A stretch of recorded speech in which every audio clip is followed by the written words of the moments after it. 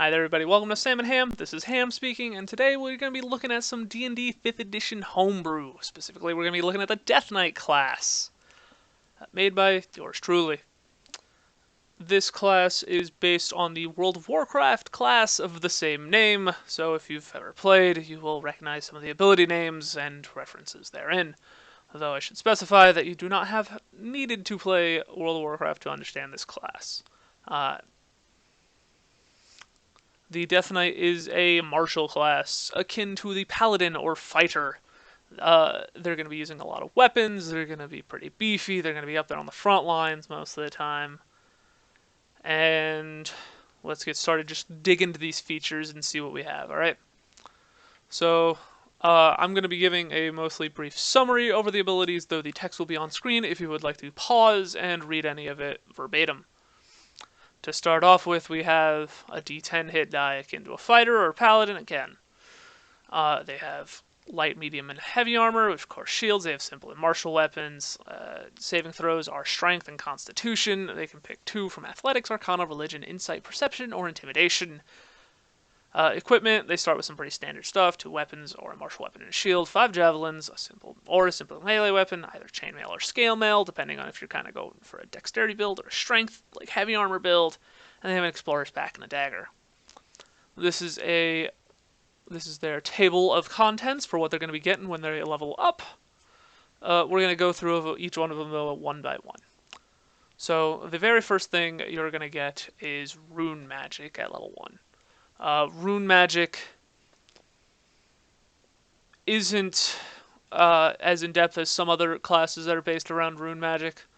You don't have to physically keep track of physical runes like RuneScape or other just runic magic systems in general. It's more of a kind of point system just to keep track of how many. It's kind of like your spell slots basically. There's very little functional difference between the two. You have a certain number of runes a day equal to that column here in the table. You start with 2, you do scale up to 6 by 9th level, and you'll notice it actually stops. You only get 6 runes. That's the max you get in World of Warcraft, and that's the max you're going to get here. And you'd think, why do you stop scaling at 9th level? That's really bad. Stick with me, I promise. There are reasons for that, and I don't think it's a problem. These runes come back on a long rest, and you use them to fuel your rune-empowered attacks, which, again, we will get to. They're at the end of the document. These are basically kind of your spells. Some of them actually do use the ability to cast some spells, much like 4 Elements Monk, though. You don't have to have material, components, or somatic. Though you do need to keep concentration on them like you would if it was a regular spell. And there are also some abilities that aren't normal spells that will also ask for your concentration. The saving throws, there are going to be quite a few saving throws, and they're actually based on your constitution. And I've had previous feedback say that a constitution scaling stat like that is a really slippery slope, and I agree it very well can be, but I think in this case it works. I based it more on the fact that Battlemaster fighters have either strength or dexterity for their stat, and I could have gone for a similar thing here, but I actually think this ends up working out better. That way, when you level up, you really have to consider, do you level up your strength or dexterity, or do you put on more points in constitution? Constitution gets you health and better saves, but at the end of the day, you're still a martial class. You still need to be able to hit people, and if you can't, most of your abilities aren't going to get you throughout the day. But we'll continue on. We're going to look at rune-empowered attacks at the end of the document, and you do have a number equal to your column over here. Kind of like a sorcerer has a number of spells known, you have a number of rune-empowered attacks known. And again, it's basically your spell casting, which is a large portion of the class, but we'll get to that at the end. Your first ability, other than that, is Undead Warrior. This is a mostly fluff ability to help you feel a little like you're halfway dead. you're not a zombie, but, you know, you learn a little. So you basically, you get to add your proficiency bonus to death saving throws, so you're much harder to actually kill. You're most likely going to go unconscious. Honestly, that ability might be a little strong. Hasn't came up too much in playtesting, but I don't know. That one definitely could use a little bit of feedback. Natural ones still count as 2 failures, of course. You get proficiency in intimidation, and if you're already proficient in intimidation, you get expertise in it. Or you can add double your proficiency bonus, however you want to say that. And you have advantage on Arcana or Religion checks to gather knowledge about the undead. Level 2, you get fighting styles. You get to pick between defense, dueling, great weapon fighting, or 2-weapon fighting. Same as Paladin. Didn't get archery in here, but you shouldn't be arching as a Death Knight anyway. I think it's weird. But, I mean, the option's there if you really want to. And I'll actually explain a little bit more about an archery Death Knight build in a little bit. Also, at level 2, you get Runic Power. And this is a little bit of a confusing concept if you haven't played the game, but after a little bit of further explanation to the players that have had playtest this, they understood it and kind of ran with it. They really started to enjoy it. Should mention, this class has been playtested in 2 kind of extended campaigns. I've had one player play, well, we'll get to the specializations here in a minute, but I've had one player play a Frost Death Knight and one play an Unholy. And so far, I've taken, some of what I've learned from them, and obviously this is version 2.4. Just 2.1, not 2.4. Just 2.1. So, continuing on with the Runic Power, you start with 0 every morning. After you long rest, it resets to 0. Every time you spend a rune, you get a Runic Power. And they're used for entirely separate abilities. There is no overlap between the two. You can use your runes for, there are a large number of here that you can choose. Meanwhile, your Runic Power, they are very limited. You can either use Death Strike, which every Death Knight gets, or when you hit level 3, you get another one, depending on which specialization you are. And we'll go over more of some of those when we get to the specializations. But at level 2, when you first get it, all you have is Death Strike, and it's whenever you land a weapon attack, you can expand a charge or Runic Power to deal an extra d6 of necrotic damage and heal for the same amount. It is pretty weak, admittedly. That is intentional. An extra, because you're going to be getting most of the mileage out of actually using the runes. The Runic Power is more of just something to keep you, well, for lack of a better term, pressing buttons. It's never very fun when you're just completely out of resources and you just have to say, I cast a cantrip, or I swing my sword. I don't like it, I don't think anybody does. That is why the Runic Power is here, to at least give you a few options at the end of the day when you're running on fumes. Extra d6 of damage and a d6 of healing on a weapon attack is... It's okay. You'll notice a few better options once we get to the special ones. That's the other reason this one's a little bit weak, is just because if every Death Knight gets it, it can't be that strong.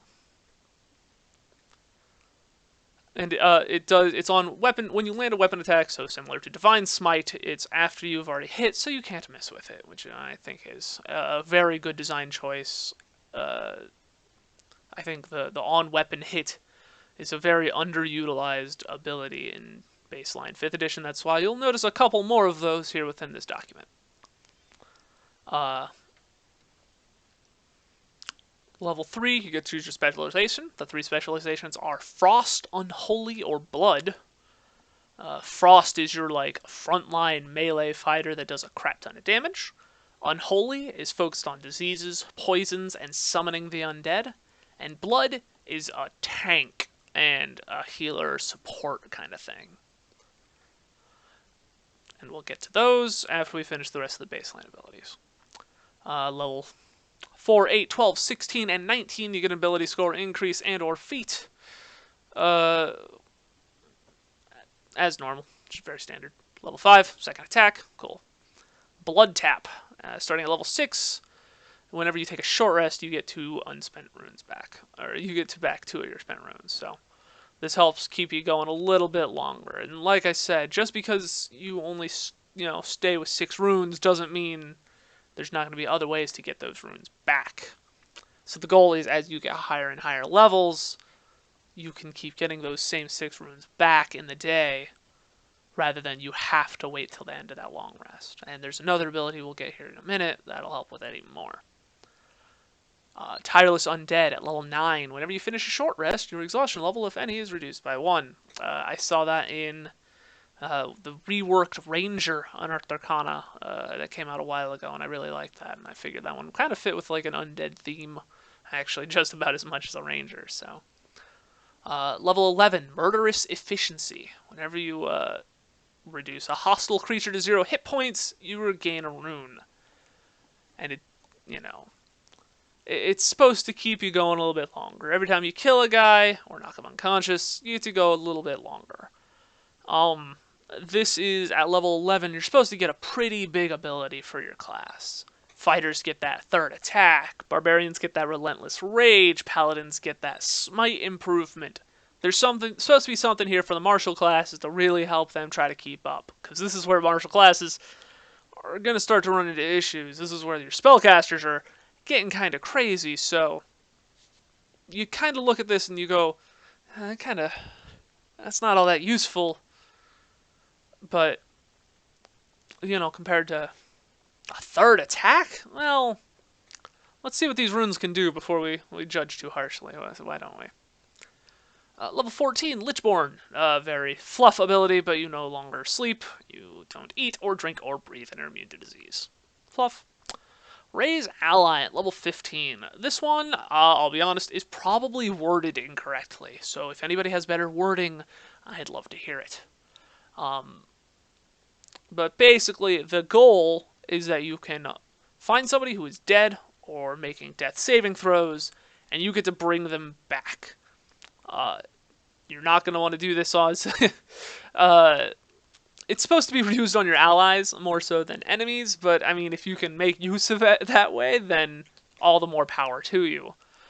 They get to keep playing. The intended use is you can use it to bring your buddy back up to life, and they get to keep playing the game for basically a number of rounds equal to your Constitution modifier. If they're unconscious, they do keep taking death saving throws, though they don't take the 2 failed saves just if they get hit in melee. So this is very dangerous. If you bring back your frontline fighter, he can just die if he gets hit a couple of times, but it's not immediate. I don't know. I think this ability could be very powerful used in the right situation, but I could also see it just being a very fast way for you to get a buddy killed. Level 20, your capstone. You learn to empower your weapon. You get back 3 spent runes, and at the beginning of your next 3 turns, you also get a rune back. I can't do it again until you finish a long rest. I'll be honest, have no idea if that's balanced, but I don't think level 20 abilities are ever very balanced within D&D. So, if you guys have feedback, glad to hear it. Okay, so, into the specializations. This is where you get to the Frost Death Knight. I gotta say, probably my favorite in World of Warcraft and in D&D now. At level 3, you get Frost Strike. This is your Runic Power spending ability for Frost Death Knights. When you go to make the attack action, you can spend a use of your Runic Power, and you get to make an extra attack with one of your weapons. The extra attack does do cold damage rather than any other kind of damage. And you'll notice it's a very weird wording on that one. You go, why didn't you just make it a bonus action? Why isn't it just a bonus action to get that extra attack? Kind of like how level 3 Berserker Barbarian gets to have that extra bonus action attack. And I really thought about it, but I also wanted that to be still useful for dual-wielding builds. In dual-wielding builds, that would be effectively just worthless. Well, why would you ever use this to get a bonus action attack when you can already just dual-wield? So that was why I did it that way. Pillar of Frost, kind of based around the Rune Knight fighter subclass. they, as a bonus action, become, covered in light frost, and you get advantage on strength checks and saving throws, and do an extra d6 cold damage on all your melee weapon attacks. So you can see how combining that with Frost Strike to get 3 attacks a turn sometimes, you can start pumping out some pretty good damage here. Level 7, you get, this is mostly fluff, but you get advantage on saving throws and spears and charms. Cool. Frost Scythe. At 10th level, you get a passive. Whenever you do cold damage from a weapon attack, you can make another creature within 5 feet of that creature take the same amount of cold damage. So, if you use Frost Strike to get that 3rd attack, it does cold damage. And then Pillar of Frost does an extra d6 of cold damage. Hit a guy that's right in front of you, does, I don't know, 10-ish damage, then somebody else within 5 feet of him also takes that same 10 damage. A lot of abilities I've added to this class are just to help deal with AoE situations that a lot of martial characters are going to struggle with. It's incredibly painful as a DM when I throw like a horde of people at somebody, like at the party. Like a horde of just kobolds. Like, they're just supposed to be fodder. They're just supposed to get some of your resources out of the way. And really depends on the party composition how well they can deal with that. I've thrown the same encounter at 2 different parties, and it went incredibly differently for both of them. One of them was composed of entirely martial classes. The best spellcaster they had was the Ranger. And they struggled, because they just didn't have any AoE damage. They just had to do them all one at a time, and they have 2 attacks a turn, sure, and most of those attacks would take down, at least one guy. But when there's enough dudes, you're going to struggle. Meanwhile, that same encounter on a party with just a wizard throws down 1 fireball, and all of a sudden, all of those targets are either dead or really softened up. So I like adding a little bit of AoE damage to some of my martial classes, just to make sure to keep it a little bit more balanced. So that's one of those. Breath of Sindragosa. At level 18, you get another Runic Power ability for all 3 specs, and all of them are going to follow the same vein of it's an ability that lasts for up to a minute, as long as you can keep spending Runic Power to keep it going at the beginning of each of your turns. So, Breath of Sindragosa is a cone of ice magic that comes from you, and if you can keep spending at least 1 Runic Power a turn to keep it going, then you can do that. But you're also going to have to make sure you keep, and it's pretty good damage, but that means you have to keep spending your runes, potentially in suboptimal situations, to make sure you keep having Runic Power so that you can keep using these abilities. Breath of Sindragosa does 48 cold damage if they fail a dexterity saving throw to people within 15 feet go to you. So, you're picturing somebody up there on the front lines, like just a continuous cone over multiple turns of this icy cold wind. And you just have to keep spending these runes. But, like, if you stop spending runes, you run out of Runic Power and it stops. So you gotta keep going. Next, we got Blood Death Knight. We have Vampiric Blood is their main Runic Power expender. The bonus action, you expend a Runic Power to heal an ally within 30 feet. They heal for 1d4 plus your con mod, and they get temp HP equal to the same amount. And this one actually scales 2d4 is 7, 3d4 is 13. It's the first of many scaling abilities we're going to see. And that's why, even though you stop getting more runes at 9, you keep getting more damage as you level up higher. The runes go farther. You get the runes back. Actually, in the very first version of the Death Knight, you just always had 6 runes, and all of the abilities were just really weak at level 1. But it still ended up just being a little too much, and especially when one of the players, my first player, had talked about potentially multiclassing, and then I was like, oh no. Oh no! And if your class is not built around multiclassing, then, well, quite frankly, your class isn't very well built. So, anyhow, back to it. Vampiric Blood, it's a healing ability. This Blood Death Knight is supposed to be keeping your allies alive, keeping you alive, and you're probably going to need it. You're going to be up on that front line. Dancing Rune Weapon. There's a stat block in the back of the document. For a Dancing Rune weapon, you basically get to have a sentient weapon come to life. You can command it as a bonus action. If you don't, it just sits there. Any ally within 5 feet of the weapon actually gets a +2 bonus to your AC. It's supposed to be, kind of a defensive thing. The damage is, it's okay. It's a little. But yeah, it's basically a pet. You get to summon once a day.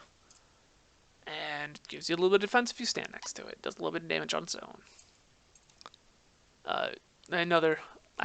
Hasn't come up yet. Admittedly, Blood Death Knight, I haven't had play tested, unfortunately.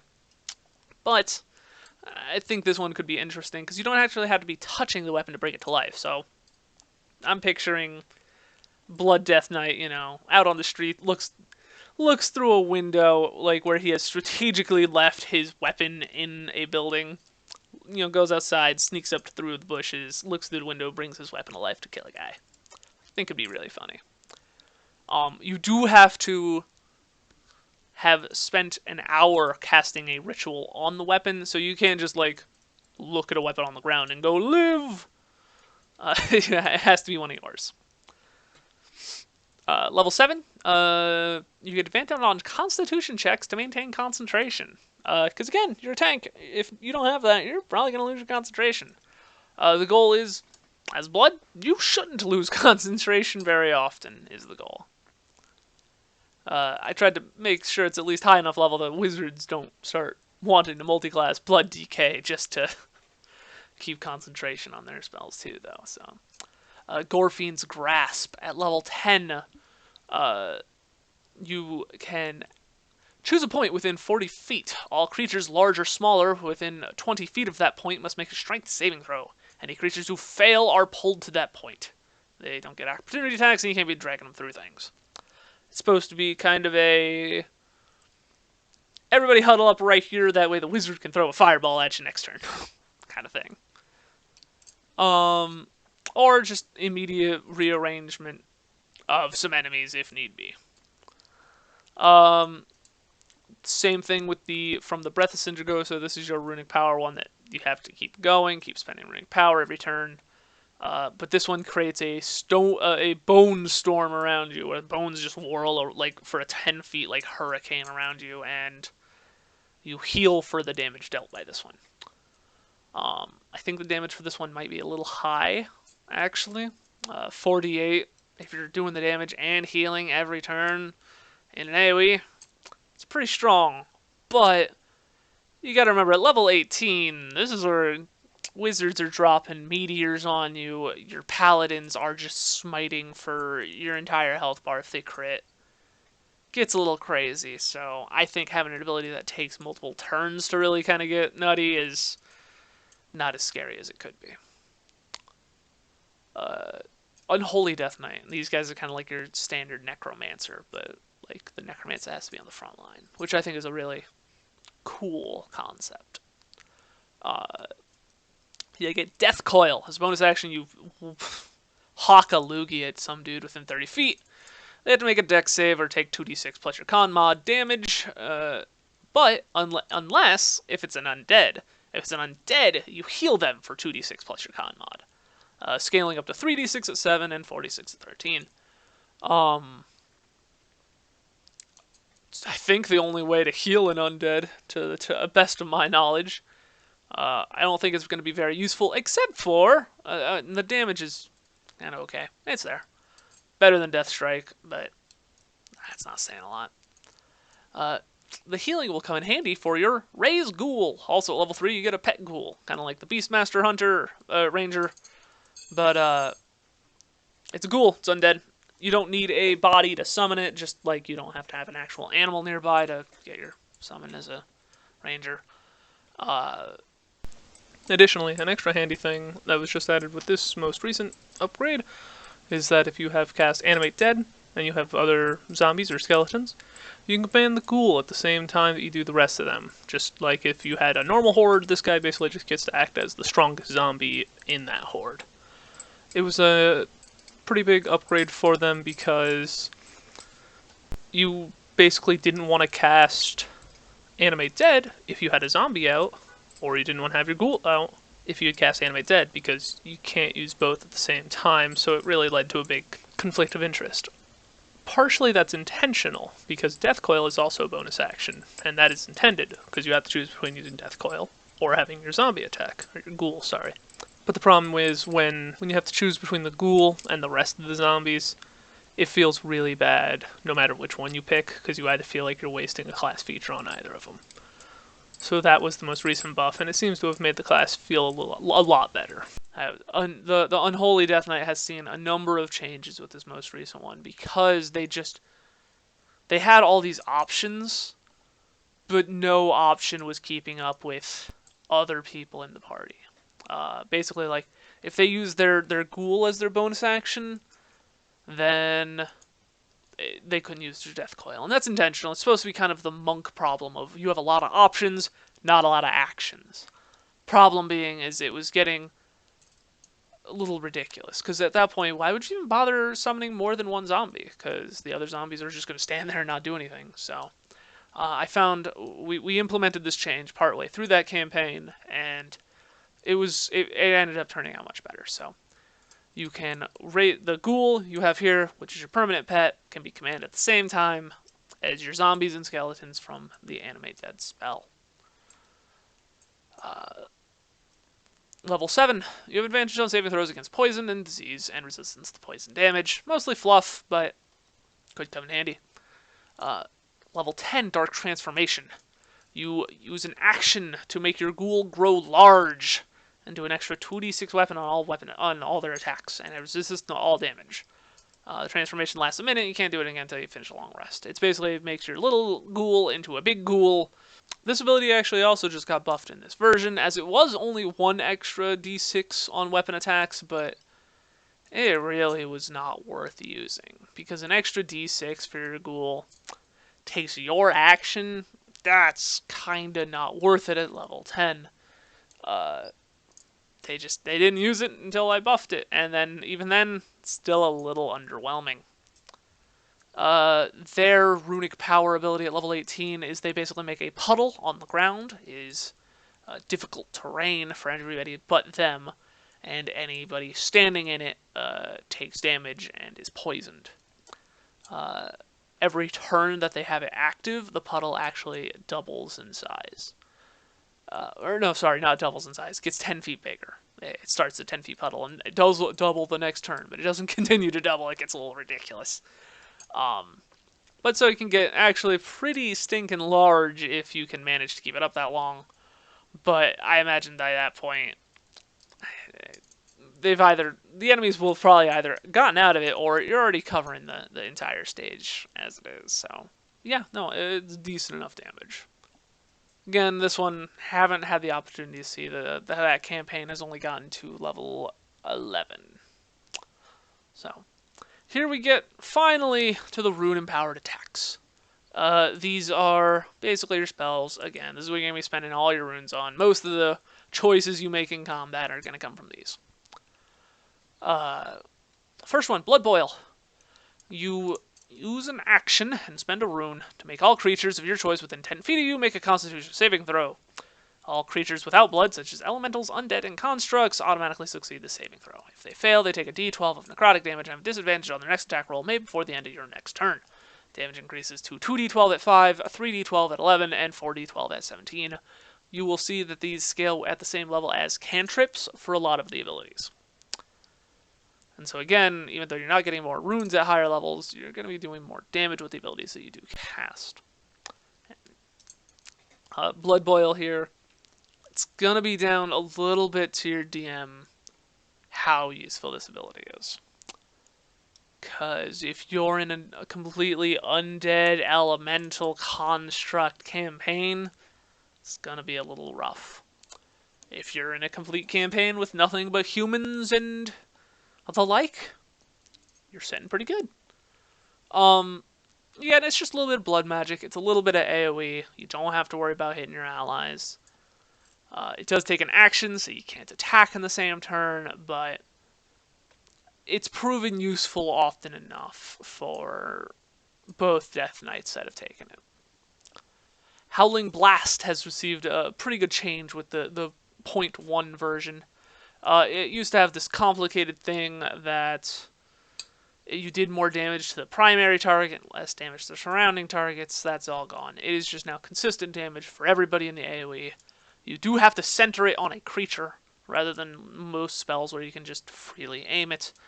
But they make dexterity saving throws, and they take some cold damage, and their speed's lowered. Kind of like an AoE Frostbolt. It does take an action to use again, so we'll see how often people actually end up using it. And the other thing is, you gotta remember with some of these abilities that the dice rolls, just the number of dice are gonna look scary, but remember that the numbers on the dice rolls are usually a little lower. Because if you do 2d6, sounds spooky, then you remember that's 7 damage. And then if you think about it, like your average fighter, his sword attack is gonna do at least 8? Like a level 1 fighter has +3 to strength. If they're using a long sword, that's 4.5 on average. That's an average of 7.5 damage, so this is only going to be useful in AoE situations. Ability does get 46 at 5, 66 at 11, 86 at 17, so. Outbreak. You make a burst of poison. It's a 10-foot radius sent within 60 feet. Anybody is fails is inflicted with Shadow Plague. Creatures inflicted with Shadow Plague take a d6 poison damage at the start of their turns, and they only deal half damage with strength-based attacks. They make a new save at the end of each of your turns to end it, or until a minute passes. It's a little strong, yeah, but I don't think it's going to be too bad. Somebody can only be affected by your plague once a day, or until you cannot be so again until you finished a long rest. So it's based on Rave and Enfeeblement. But again, its damage is very low. I think it's going to be mostly used for the debuff, and the debuff isn't going to last that long. Death and Decay. It's a bonus action. Put a circle on the ground, make some difficult terrain, and for everybody but you. Which I think is... You'll notice that's the second time that there's been an AoE circle on the ground that is difficult terrain for everybody but you, and I think that's actually a very useful thing to help keep the beefy melee boys in range of people to hit with their swords. I think it can be really frustrating. I threw one encounter where it was just an assassin. He had the cunning action of disengage as a bonus action, and he was just really quick, and the paladins really had a hard time keeping up with him. So I think something like this would definitely be helpful, mostly in those situations. I think there's a little bit more mobility in this game than there is ability to stick to those mobile people. And whenever you hit somebody in that circle with a weapon attack, everybody of your choice in the circle takes d4 necrotic damage. So, a little bit of AoE damage, a little bit of just weapon buff, theoretically. You throw that down as a bonus action, and like right under the guy you're attacking, they take an extra d4 damage on their attack. Kind of like a bad Hunter's Mark, but a little bit more AoE Hunter's Mark. The damage does increase with level, so hopefully it's a little bit more useful as it scales into the later game. Chains of Ice. As an action, you try to freeze some people. It's kind of like a basically hold person. It takes concentration, lasts up to a minute. At higher levels, you can hit multiple people with it. It hits 2 at 5, and it hits 3 at 11, 4 at 17. So, a little bit of AoE crowd control. They're just restrained. It does sound kind of strong, and I'm not going to lie, it is a little strong. But you got to remember, Entangle is a druid spell. It's first level, and it can do pretty much the same thing. It's even AoE, so at level 1, you can theoretically hit a lot more people than this. Death's Advance. Fun ability for more mobility. Passively, your speed's increased by 10 feet. Additionally, as a bonus action, you can increase this bonus by 20 until the beginning of your next turn. It's supposed to just be a mobility... Oh, and you can only do that once before you finish long rest. Passively, you're just a bit faster, and then once a day, you can basically use a bonus action to dash, but not quite. Helps you, again, for a slightly more mobile build. Keep in mind, also, as we're going through these, you're not going to have all of these. You only have a few to choose from. At higher levels, yeah, you're going to have most of them. But at low levels, when you've only got maybe 5 of these at level 4 or 6 at level 5, there's only so many to go around. Rune Tap. As a reaction taking damage, expend a rune to gain resistance to all damage except for psychic until the start of your next turn. Based kind of on the Bear Totem Barbarian. Just, this one's proven very useful, especially at some of the higher levels. When you've got 6 runes and you're about to get one shot on the first turn of combat, you throw this guy down and you're just like, whoa, slow down.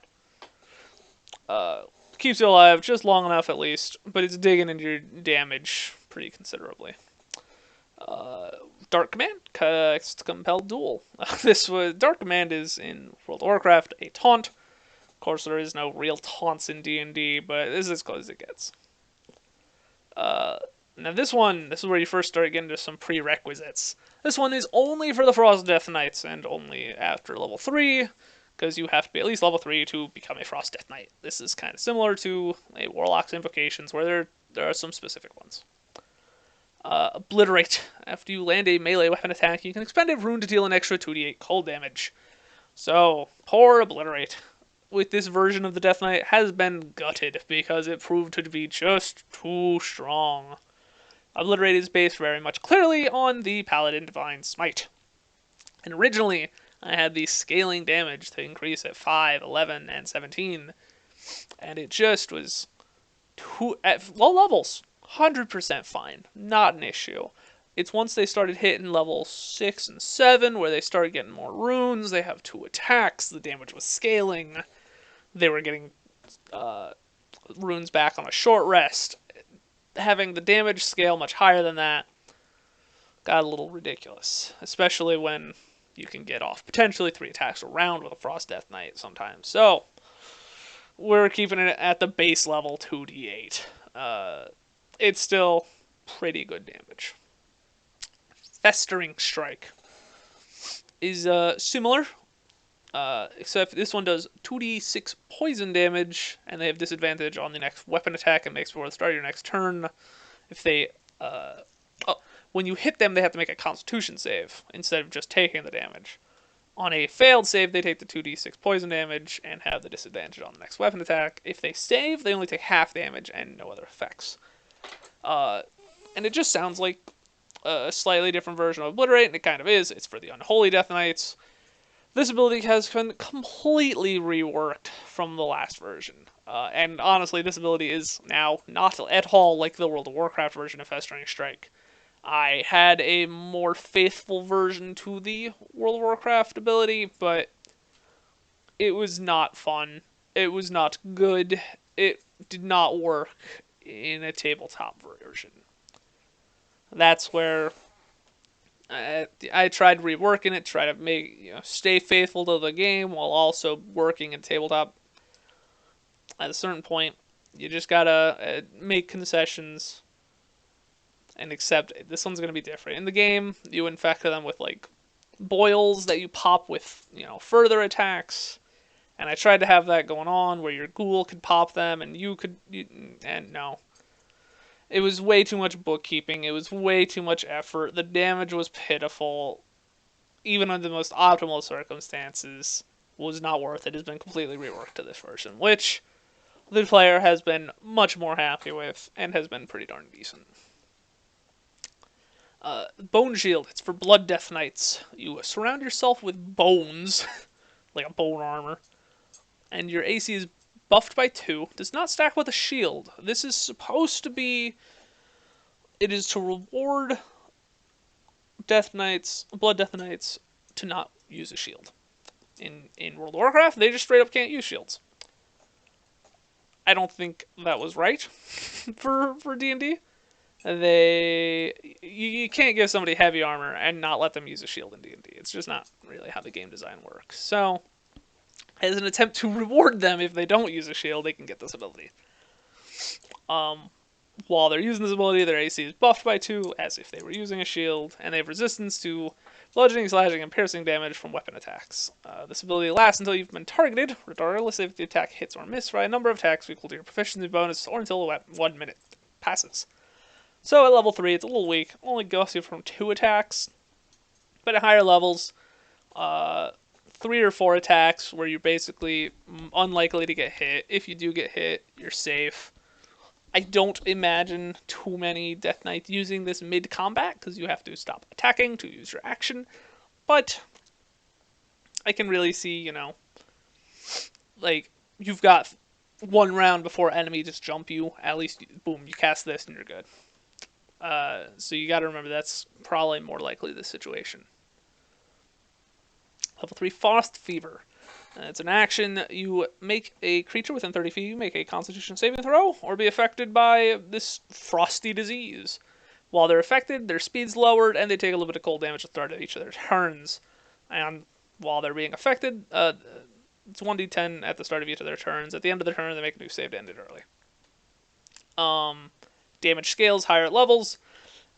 I don't think the damage is too ridiculous, I'll be honest. Nobody's picked this ability because it's a little weak, but I can see it being really useful as a ranged option, if the need be. If you constantly run into the issue of the enemies are always just a little too far away from you at the start of combat, this is going to be more useful. Especially if you don't have a bow or a ranged option on you. Horn of Winter has been nerfed pretty significantly for this one, and I think it's still probably a little too strong, but I digress.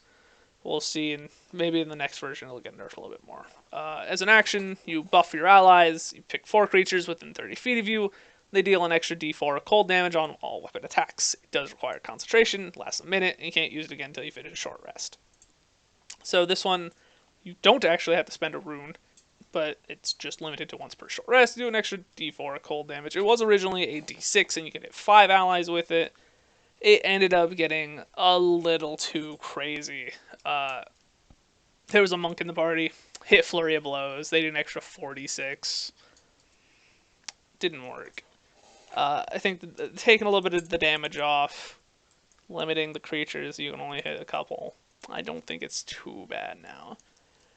If need be, if this ability ends up being too strong in further playtesting, because this was a very recent change, I'd probably end up just reskinning it to be Bless, where it's more attack, like to the attack roll than the damage roll. Next up would be Rune Forging. Very similar to the Blade Warlock ability to make a magic weapon if you don't have one. This one you get to do 2 of them rather than just 1, but that's pretty much the only bonus you get. So if it's a campaign where you're very likely to get a magic weapon, it's really not worth it. But if it's a campaign where you're going to struggle with that, or you just want to have some backup weapons, such as if you're dual wielding, or if you just want to have like a backup bow, just in case, this can come in very handy. Dark Succor. I think that's how you pronounce it. Whenever you reduce a creature to 0 hit points, a hostile creature to 0 hit points, no killing, you know, small squirrels or children or something to get this ability. Yes, one of my Death Knights threatened to kill a child for a Dark Succor proc once. I don't like to talk about it. You get a little bit of temp HP when you hit your next Death Strike.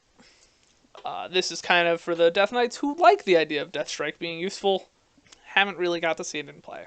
It's also just useful because it's a passive ability. You don't really lose anything for taking it. And this also chains well with your Murderous efficiency, so every time you can get a last hit, you know, knock somebody out, you're going to get rewarded. Death Grip. As an action, you can use a rune to cause a creature that is larger or smaller within 30 feet to make a strength saving throw. On a fail, they are pulled within 5 feet of you.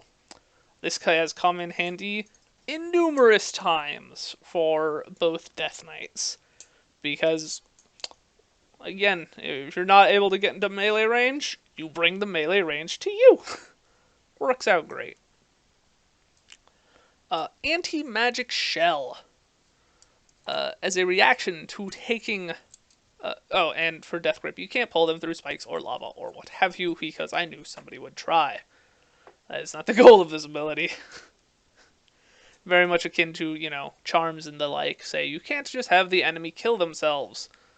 Can't use a movement ability to drag somebody through the lava to kill them. It is a movement ability, not a damage ability.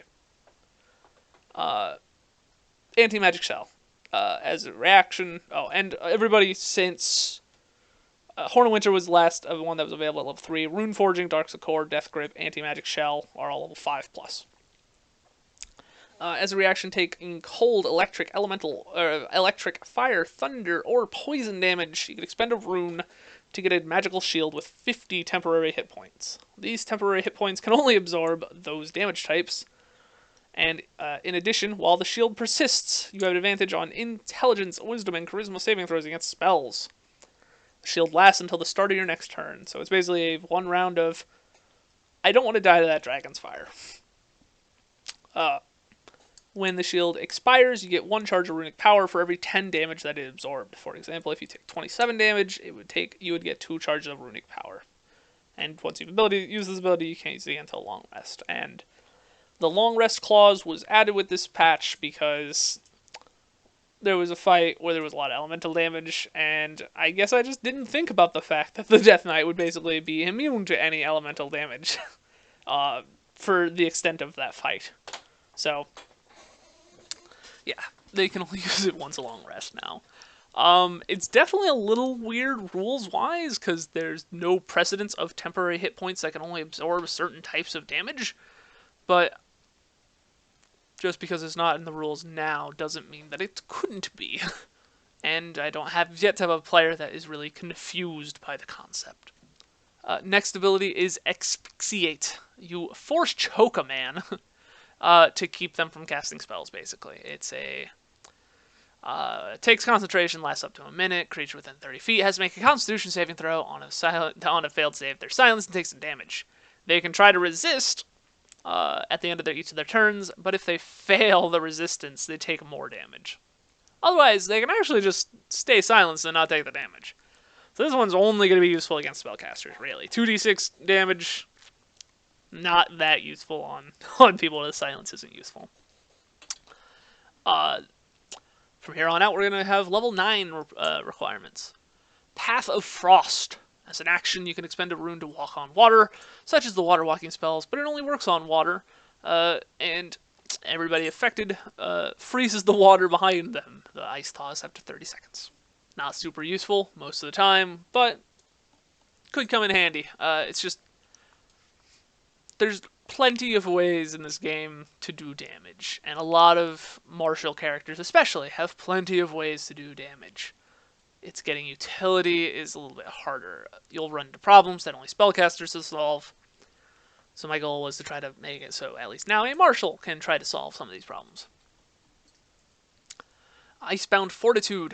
As an action, you basically get the effects of freedom of movement and resistance to non-magical bludgeoning, piercing, and slashing damage. Only lasts for a few rounds, equal to your con mod +1. You can only use it once per long rest. You use your action, but you get at least some pretty good defensives out of it. Mind Freeze, I think, is a very fun ability. It is, as a reaction to a creature within 5 feet of you, casting a spell, you get to make an opportunity attack. That attack can either do damage, or you can try to use it to counterspell the enemy. If it's 3rd level or low, it automatically succeeds. If it's 4th or higher, you have to make an ability check, blah, blah, blah. Very similar to actual counterspell. Once you use it, you can't do it again until you finish a short rest.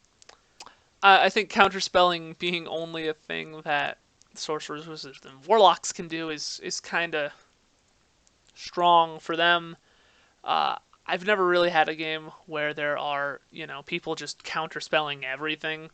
Might be because I don't throw a ton of wizards at my parties. And I guess my players are very much, when I do throw wizards at them, they just go, get them, and dogpile them. Rather than trying to sit back and counterspell stuff, so... but I think this is a very useful, for the melee character. When you're in melee, you get to stop that wizard. Death Pact, level 9. When you would be reduced to 0 hit points but not killed outright, you can drop to 1 hit point instead, and you gain temporary hit points equal to your Constitution modifier times your Death Knight level. So, you can only get this at level 9 if you have +3 to your Constitution. At this point, you get 27 temp HP. While this temporary, and that's actually a bad thing here, because if you hold on, these temporary hit points last for a minute, and while they do, you cannot receive magical healing. If it's enough to keep you through the fight, good. Otherwise, you're probably about to get knocked back right the fuck down. And the cleric will not be able to heal you, and you cannot heal yourself. You get out of the death once, but that's pretty much it. And of course, that's only usable once per long rest. Death's Caress. You get to summon 3 tendrils. They are magic missile style. You cannot miss. They do, like magic missile, a d4 plus 1 damage. And targets hit have to make a wisdom saving throw or have disadvantage in all attack rolls against any target other than you until the end of your next turn. If you hit a creature with multiple tendrils, they have a disadvantage on that save. So it's kind of a taunt plus a little bit of guaranteed damage. That one is only for Blood Death Knights, though. Raise Undead. This one's only for the Unholy Boys. Over the course of a minute, you can use a rune to cast Animate Dead as a 3rd level spell. They only get this at level 9 because of the same level that Paladins will get their 3rd level spells as well. Relentless Winter, it's for the Frost guys. As an action, you basically surround yourself in a fog cloud, and that only you can see through. Anybody else in the fog has their speed halved, so it's basically you stand on a guy, he can't run very fast, and you're going to fuck him up in a giant frozen cloud. Requires concentration and last a minute. So if they can manage to hit you through the cloud, you're probably going to drop concentration and lose the spell. But until then, you're sitting pretty good. On a Pale Horse. This ability is probably worded wrong, but the concept was easy enough to understand for players. So if anybody has a better way to word this, please, I'd love to hear it. Basically, you get to use the Paladin spell Find Steed, but it's an undead. Of course, when it dies, instead of disappearing like the Paladins do, yours just crumples to the goddamn ground. But you can use 2 runes. As an action, you heal the steed for half its health. Whenever you heal, if you're riding it, it heals. And at any time, you can use an action to make it disappear. If good undead-hating people show up and you're riding an undead steed and you're like, uh-oh, this is probably not a good idea, you can click your fingers and it's gone. Control Undead requires level 13, and it's basically you get to mind control an undead creature. If they have turn resistance, they have advantage on the save to resist this. But other than that, it's pretty basic charm. If a little bit stronger, you basically get to tell them what to do. Other than, if you tell them to hurt themselves, then they immediately break it. If your allies attack them, it is immediately broken. I don't see this being so because it breaks on your allies attacking them. You can't just use it on the big vampire. Even if you could succeed on, getting through their turn resistance. This is mostly, you find an undead zombie, you use this ability on them, they can help you out for a tiny bit. Deathgate, level 13 as well. It is a teleportation style spell. You learn 2 rituals. One takes an hour, one takes a minute. Wherever you cast the hour one, you leave a mark on the ground. Then, whenever you cast the one that takes a minute, you open a giant portal, lasts for about a minute, and it leads back to wherever you cast the first one. So it's very useful for getting back to where you want to be, rather than trying to get to somewhere new. Again, this is another one of those, when the wizard can cast teleport, what does the fighter do? The fighter doesn't have anything that can do nearly as much, out of combat utility as the teleport, even. So again, that's why I gave these guys that. Improved Rune Forging. You do have to have the base level Rune Forging to get this one, but whenever you Rune Forge your weapons, you get to choose one of these 3 little bonuses on top of the +1 normal bonus. They're not super crazy. You do either another d4 cold damage a turn, you can get a d8 whenever you crit, or you get +1 to your AC. Nothing crazy.